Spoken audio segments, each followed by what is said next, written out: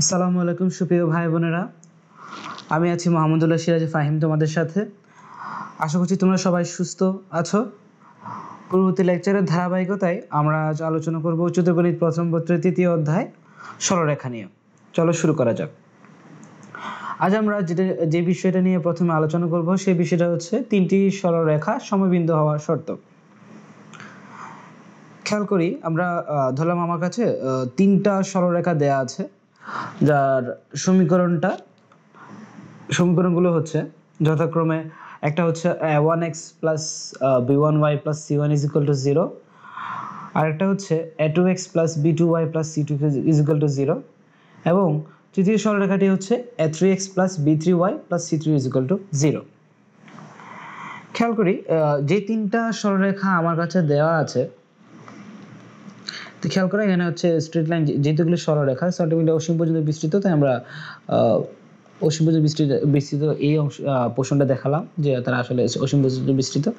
খেয়াল করো এই যে তিনটা সরলরেখা আছে তারা যদি সমবিন্দু হতে হয়, তোমরা নিজেরাই বলো তাদের কি হচ্ছে। তারা সমবিন্দু বলতে কি বোঝানো হচ্ছে? সমবিন্দু বলতে বোঝানো হচ্ছে তাদের তিনটার একটা কমন পয়েন্ট থাকবে না, অর্থাৎ ইন্টারসেক্টিং একটা পয়েন্ট থাকবে, বুঝতে পারছি তো।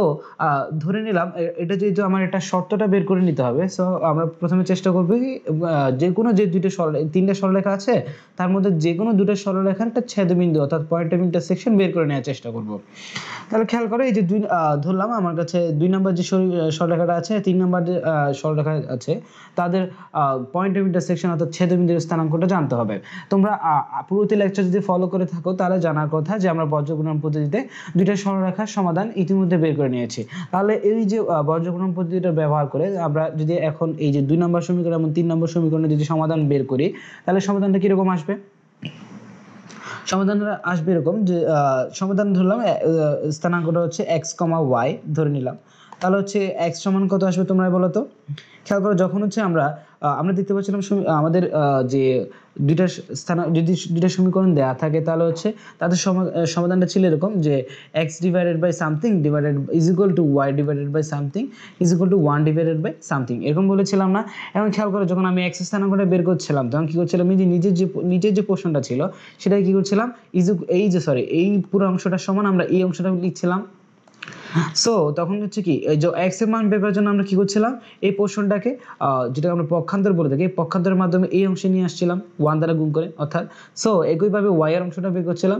সো আমরা এখানে যে মানটা বসাচ্ছি সেখানে হচ্ছে কি ডিরেক্ট দেখিয়ে দিচ্ছে আসলে মানটা কিরকম আসে। তোমরা নিজেরা বলো তাহলে যখন x স্থানাঙ্ক বের করছিলাম তখন কি ছিল, x স্থানাঙ্ক মানে কি ছিল, x অংশটাকে আমরা বাদ রাখছিলাম, y এবং কনস্ট্যান্ট পোর্শনটা নিয়ে কাজ করছিলাম। প্রথমে কি আসবে তাহলে b2c3 চলে আসলো, b2c3 মাইনাস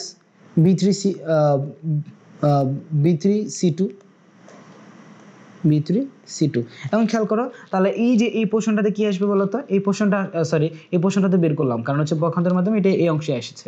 এখন এই যে নিচে পোর্শনটা 1 এর নিচে পোর্শনটা এটা কি হবে বলতো, এটা হচ্ছে কি কনস্ট্যান্টের, যখন কনস্ট্যান্ট হিসাব করছিলাম তখন না, তো যখন কনস্ট্যান্ট হিসাব করছিলাম তখন কি ছিল, তখন ছিল a2b3 মাইনাস a3b2, রাইট?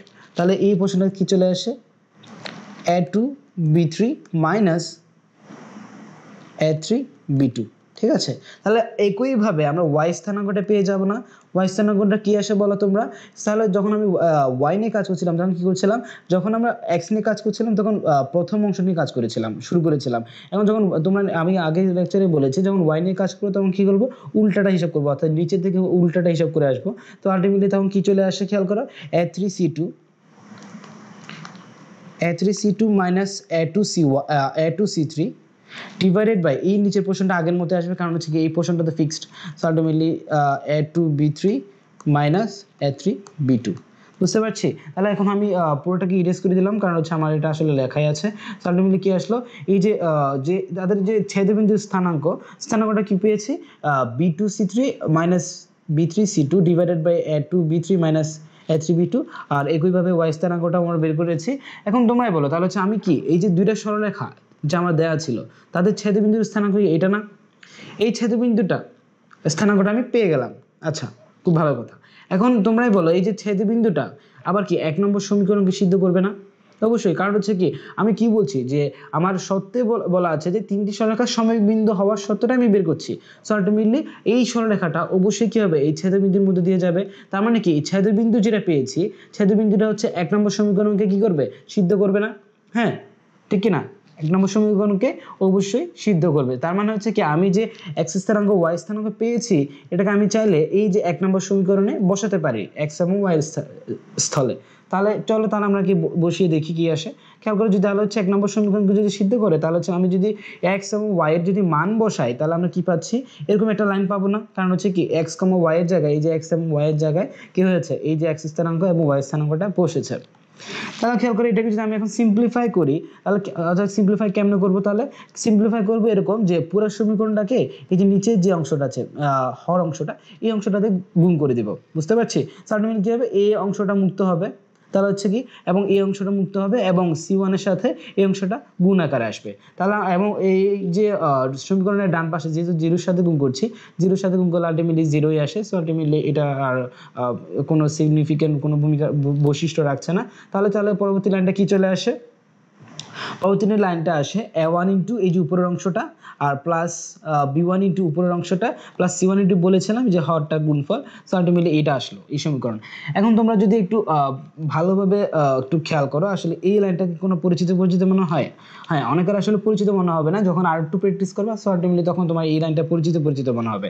তখন আসলে এই যে লাইনটা পেয়েছি, এই লাইনটা আসলে এটাকে আসলে একটা ম্যাট্রিক্স ফর্মে লেখা যায়। খেয়াল করে যে ম্যাট্রিক্স ফর্মটা কি আসে, এই যে খেয়াল করো ম্যাট্রিক্স ফর্মটা এরকম a1 b1 c1 ডিভাইড আর 2 নম্বর সারিতে আসে a2 b2 c2 এবং 3 নম্বর সারিতে a3 b3 c3 is equal two এই যে ম্যাট্রিক্সের মান ইট ইজ ইকুয়াল টু হবে কি, ম্যাট্রিক্সটা ইজ ইকুয়াল টু 0 লিখতে পাচ্ছি। এখন খেয়াল করো এই যে ম্যাট্রিক্সটা ইকুয়াল টু 0 লিখলাম, এটা কেমনে লিখলাম খেয়াল করো। এই যে এটাকে একটু যদি আমি আর একটু ভালোভাবে খেয়াল করি, যখন আমার যে তিনটা সমীকরণ দেওয়া ছিল, এই সমীকরণগুলোর দিকে যদি আমরা তাকাই, তাহলে দেখতে পাচ্ছি কি এখানে a1 বলতে বোঝানো হচ্ছে x এর সহগ, b1 বলতে বোঝানো হচ্ছে y এর সহগ এবং c1 বলতে বোঝানো হচ্ছে কনস্ট্যান্টটা। বুঝতে পারছি? একইভাবে তাহলে এই যে দ্বিতীয় সারিতে দেখতে পাচ্ছি কি এটা হচ্ছে এই দ্বিতীয় সারি 2 নম্বর সমীকরণের x এর সহগ, যথাক্রমে x এর সহগ, y এর সহগ এবং কনস্ট্যান্টটা। সো একইভাবে হচ্ছে 3 নম্বর সমীকরণের যে সহগগুলো আছে সেগুলো হচ্ছে তৃতীয় সারিতে বসানো হয়েছে। তো তাহলে আমরা কি বলতে পারছি, এই যে পুরোটা যদি কোনো একটা তিনটা সরলরেখা যদি সমবিন্দু হয়, তাহলে তার সত্য হচ্ছে কি, তাহলে ওই তিনটি সরলরেখা সমবিন্দু হওয়ার সত্যটা কি হচ্ছে, যেই তিনটা সরলরেখা আমার দেয়া আছে তাদের যে সহগগুলো আছে তাদেরকে দিয়ে যে যদি একটা ম্যাট্রিক্স গঠন করি, সেই ম্যাট্রিক্সের মানটা 0 হবে। ঠিক কিনা? এখন খেয়াল করো যে এই যে আমরা তাহলে এখন তোমাদের একটা কোশ্চেন চলে আসতে পারে, এই লাইনটা থেকে আসলে এই লাইনটা কেমনে আসলো।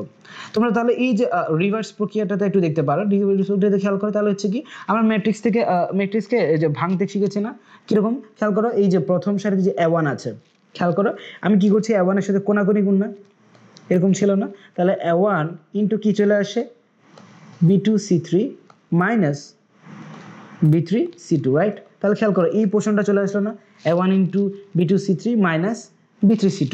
ঠিক আছে? এখন খেয়াল করো যখন হচ্ছে তাহলে এই অংশটা গেল, প্রথমটা কাজ গেল।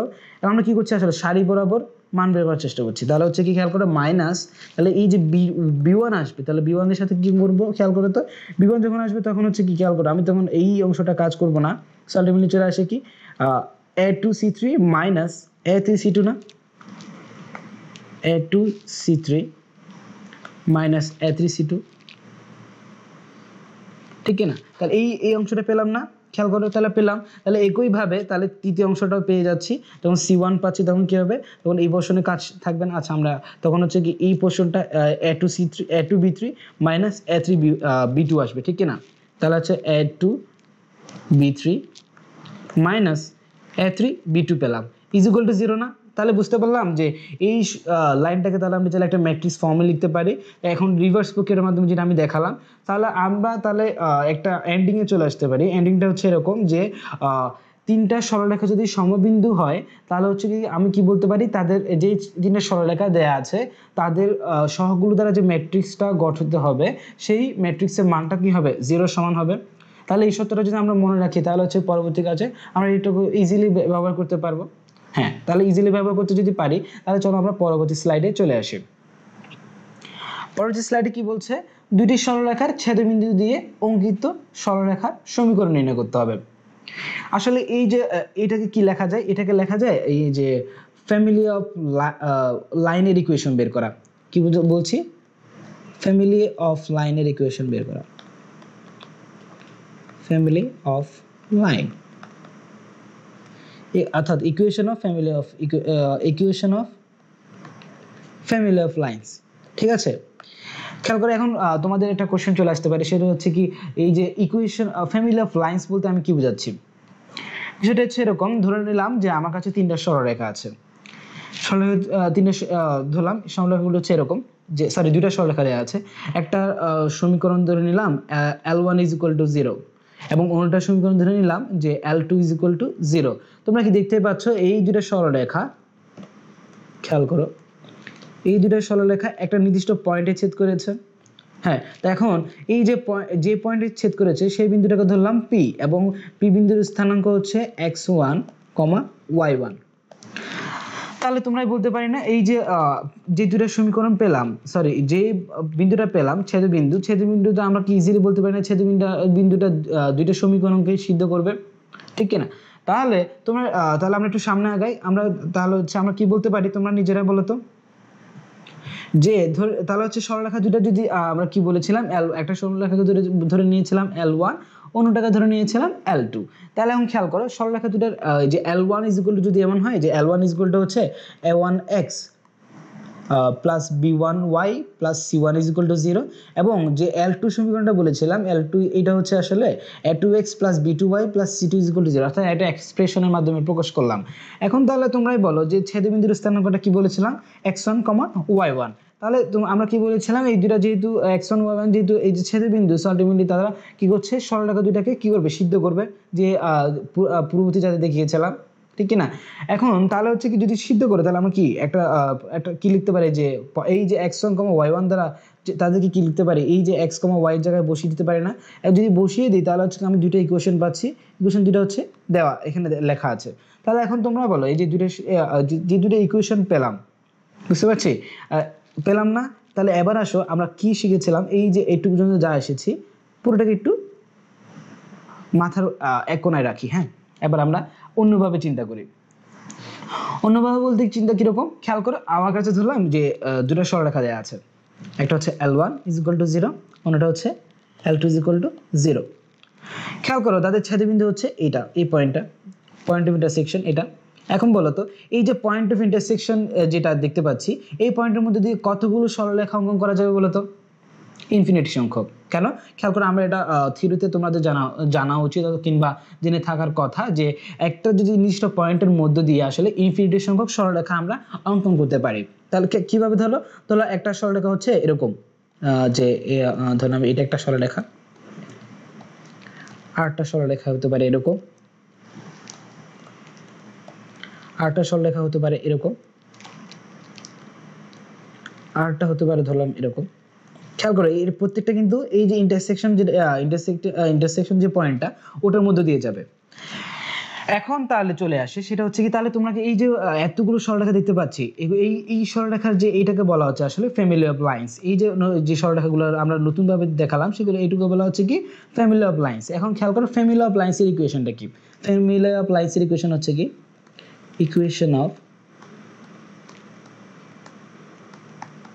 Family of lines,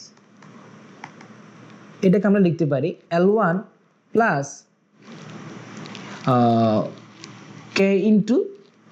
L2 = 0। খেয়াল করো এটাই হচ্ছে ফ্যামিলি অফ লাইনসের ইকুয়েশন। এখন খেয়াল করো এখানে কেটা কি, কে আসলে কেটা হচ্ছে একটা রিয়েল নাম্বারের মধ্যে পড়ছে, অর্থাৎ কে বিলংস টু রিয়েল নাম্বার আর, এবং সেটা হচ্ছে কি একটা কনস্ট্যান্টের সমান হবে, সবসময় একটা কনস্ট্যান্ট হবে। এখন তোমরা নিজেরাই বলো, খেয়াল করো এইটাকে বলছে হচ্ছে এই যে ইকুয়েশনটা পেলাম এটাকে বলছে family of equation of family of lines. এখন তোমাদের একটা প্রশ্ন আসতে পারে এটা কোত্থেকে এলো, অর্থাৎ L1 plus k into L2 = 0 এইটা কোত্থেকে এলো, কোশ্চেন আসতে পারে না, হ্যাঁ আসতে পারে। তো এখন তোমরা নিজেরাই বলো এই যে আমরা আগের এই যে অংশটাতে কি দেখেছিলাম, পি এই যে ইন্টারসেকশন পয়েন্টের স্থানাঙ্ক কি দেখেছিলাম, পি কি দেখতে পেয়েছিলাম x1, y1, ঠিক আছে। এখন তোমরা বলো এই যে x1, y1 অর্থাৎ p বিন্দুটা কি বলছিলাম, যেহেতু ইন্টারসেকশন পয়েন্টে আছে, সো আলটিমেটলি এই L1 = 0 এটাকে সিদ্ধ করবে না, ঠিক কি না? অর্থাৎ এই যে আমরা যে a1x + b1y + c1 = 0 এই সমীকরণটাকে সিদ্ধ করবে। একইভাবে এই যে L2 = 0 এই সমীকরণটাকেও সিদ্ধ করবে না। তাহলে তোমরা নিজেরাই বলো যে k এর যে কোনো মানের জন্য আমরা কি বলতে পারি, এই যে এটা ইকুয়াল টু 0 আর এটা ইকুয়াল টু 0, সো আলটিমেটলি এই সমীকরণটাকে সিদ্ধ করছে। তার মানে তোমরা খেয়াল করো, ধরে নিলাম এইটা k টাকে হচ্ছে k না, k এর জায়গা হচ্ছে k1, তাহলে k1 হলে সমীকরণটা কি আসে, L1 + k1 * L2 = 0। তাহলে তোমরাই বলো এই অংশটার মানটা 0, এই অংশটার মানটা 0, তার মানে হচ্ছে কি, খেয়াল করো আমার এই সমীকরণটা আসলে সিদ্ধ করছে না। তাহলে তোমরাই বলো যদি k1 একটা নির্দিষ্ট মান থাকে, একটা নির্দিষ্ট মানের জন্য, ঠিক আছে, আমরা কি এইখানে আর একটা সরলরেখা পাবো না? বুঝতে পারছি, এখানে একটা সরলরেখা পাবো। একইভাবে k এর অন্য একটা মান অর্থাৎ k2 এর জন্য আমরা এখানে আরেকটা সরলরেখা পাবো না? তাহলে k এর যে ভিন্ন ভিন্ন মানের জন্য আমি যে ভিন্ন ভিন্ন সরলরেখা পাচ্ছি, সো আলটিমেটলি তাহলে এটাকে আমি equation of family of lines হিসেবে ডিনোট করতে পারি না? হ্যাঁ, অবশ্যই পারি। এখানে তাহলে k এর পরিচয়টা বলে দিলাম, তাহলে ফ্যামিলি অফ লাইন্সও বুঝে গেলাম। তাহলে এবার আমরা চলে আসি এই অংশটাতে, তাহলে পুরোটা আমি ইরেজ করে দিচ্ছি। এখন খেয়াল করো যে আমরা কি বলেছিলাম, এখানে এই যে 1 এবং 2 কে সিদ্ধ করেছিলাম, সিদ্ধ করার পর আমি x1 এবং এই যে এই বিন্দুটা, এই যে পয়েন্টটা আসলে এই দুটো সরলরেখাটা সিদ্ধ করে দিয়েছি। সিদ্ধ করে তাহলে কি 3 এবং 4 নাম্বার ইকুয়েশন দুটো পেলাম। তাহলে তোমরা নিজেরাই বলো, যদি k যে কোনো একটা ধ্রুবক হয়, তাহলে তোমরা এই দুইটা ইকুয়েশন থেকে কি লিখতে পারি, আসলে যে কোনো একটা সরলরেখা, এই যে x1, y1 বিন্দুগামী যে কোনো সরলরেখার সমীকরণ কি হবে তোমরা বলো। তাহলে কি আসবে, এই যে L1 লিখেছে, এই যে এইটা পেয়েছিলাম, এটা প্লাস এই সরলরেখাটা প্লাস k ইনটু এই সরলরেখা হবে না, ইকুয়াল টু 0 হবে না, ঠিক কি না? কারণ হচ্ছে আমরা একটু আগে দেখিয়েছিলাম L1 plus k into L2 equal to 0, যেটা হচ্ছে কি ফ্যামিলি অফ লাইন্সের ইকুয়েশন। তাহলে এটা যদি হয়, তাহলে তোমরা বলো, তাহলে হচ্ছে x1, y1 যে বিন্দুটা পেয়েছিলাম, সেটা কি এই সরলরেখাটাকে সিদ্ধ করছে না? হ্যাঁ, সিদ্ধ করছে। তাহলে এবার আসো আমরা পরবর্তী স্লাইডে দেখি। পরবর্তী স্লাইডে কি বলছে? পরবর্তী স্লাইডে বলছে, সুতরাং তাহলে হচ্ছে উপরে যে সমীকরণটা পাচ্ছিলাম সেটা হচ্ছে x, y এর একঘাত সমীকরণ না? x, y এর একঘাত সমীকরণ। এখন তোমরা নিজেরাই বলো, x এবং y এর যে একঘাত সমীকরণ, এটা আসলে কি সরলরেখা নির্দেশ করে না? হ্যাঁ, সরলরেখাকেই নির্দেশ করে। সো আলটিমেটলি তাহলে আমরা কি পেলাম, এই যে সমীকরণ যেটা x1, y1 সংক্রান্ত সমীকরণ, এই দুটো আসলে 1 এবং 2 এর ছেদবিন্দুগামী না? বুঝতে পারছি। নতুন যে সরলরেখাটা পেলাম, এটা পূর্ববর্তী যেটা পেয়েছি ওই যে এটা আবার আসলে এই যে ছেদবিন্দু দিয়ে যায় না? হ্যাঁ, ছেদবিন্দু দিয়ে তো যায়। তাহলে আবার সামনের স্লাইডে যাই। সামনের স্লাইড কি বলছে, এটা হচ্ছে কি 1 এবং 2 ছেদবিন্দু দিয়ে যায়। তাহলে হচ্ছে, সুতরাং তাহলে আমরা যে সমীকরণটা চাইতেছি, অর্থাৎ আমার হচ্ছে দুইটা যে সরলরেখার ছেদবিন্দুগামী অন্য যে সরলরেখার সমীকরণটা বের করতে চাইতেছি, সেটা কি হবে, একটা সমীকরণ প্লাস k ইনটু অন্য সরলরেখার সমীকরণ ইকুয়াল টু 0 না, যেটা ফ্যামিলি অফ লাইন্সের ইকুয়েশন। এবং খেয়াল করো, এই যে ফ্যামিলি অফ লাইন্সের ইকুয়েশন, এটা তো তাহলে হচ্ছে কি একটা নির্দিষ্ট সরলরেখা না, ইনফিনিটি সংখ্যক সরলরেখাকে নির্দেশ করছে। এটা তোমাদের একটা প্রশ্ন আসতে পারে না? এখন খেয়াল করো, সেটা হচ্ছে কি, এটা আসলে ইনফিনিটি সংখ্যক লাইনকে যদিও সে ডিনোট করছে, কিন্তু হচ্ছে তোমার আসলে প্রশ্নে খাতায় কিংবা প্রশ্নে কি এর একটা মান দেওয়া থাকবে, অথবা এর একটা মান তোমাকে বের করে নিতে হবে অন্য কোনো একটা সরলরেখার সমীকরণকে ব্যবহার করে। এটা কিরকম হতে পারে, হয়তো তোমাকে বলে দিতে পারে যে অন্য একটা সরলরেখা আছে যেটা হচ্ছে এই সরলরেখার সমান্তরাল। তাহলে তোমরা নিজেরাই বলো, যদি দুইটা সরলরেখা পরস্পর সমান্তরাল হয়, ঠিক আছে, তাহলে আমরা কি বলে থাকি, তাদের ঢাল সমান। এখন তোমাদের নিশ্চয়ই কারো প্রশ্ন আসার কথা না, ঢাল সমান কি? এটা যেহেতু আমরা আগের লেকচারে দেখিয়েছি যে ঢাল কি সেটা আসলে দেখিয়েছি। আলটিমেটলি তাহলে হচ্ছে কি বলছিলাম, তাদের যদি ঢাল যদি সমান হয়, তাহলে আমি কি করব, এই সমীকরণটাকে থেকে একটা ঢাল বের করে নিব, আর যেটা অন্য সমীকরণের সমান্তরাল যেটা বলছি, ওই সমীকরণের ঢালটা বের করে নেব। এই ঢালটা যদি পরস্পর সমান লিখি, ওখান থেকে আসলে আমি ইজিলি k এর মান বের করে নিতে পারি। তাহলে হচ্ছে কি, ফ্যামিলি অফ লাইন্স থেকে তাহলে কিভাবে আমরা যে কোনো একটা দুইটা সরলরেখা ইন্টারসেক্টিং পয়েন্ট দিয়ে অন্য যে কোনো সরলরেখা ইকুয়েশন পেয়ে গেলাম। তাহলে তোমাদের আজকে আশা করি এই পর্যন্ত তোমাদের বুঝতে কোনো অসুবিধা হয়নি। আজ তাহলে এই পর্যন্তই। পরবর্তী লেকচার দেখার জন্য আমন্ত্রণ রইল। ধন্যবাদ।